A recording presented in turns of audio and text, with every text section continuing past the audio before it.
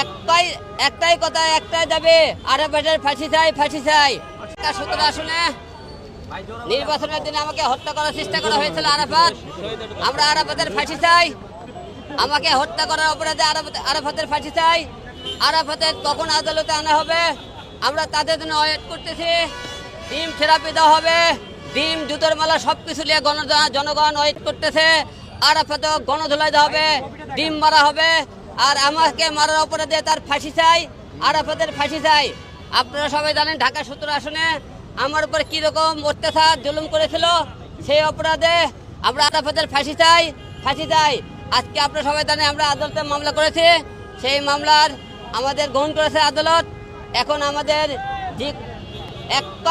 একটাই কথা, একটাই দাবি, আরাফাতের ফাঁসি চাই, ফাঁসি চাই।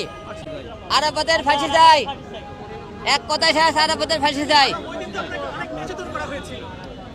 আপনারা সবাই দেখেছেন সারা বাংলাদেশ যেদিন আমার উপর অত্যাচার জুলুম করা হয় এমন কোনো লোক নাই দেখেননি তারা আমাকে কিভাবে মেরেছিল, কিভাবে হত্যা করার চেষ্টা করা হয়েছিল।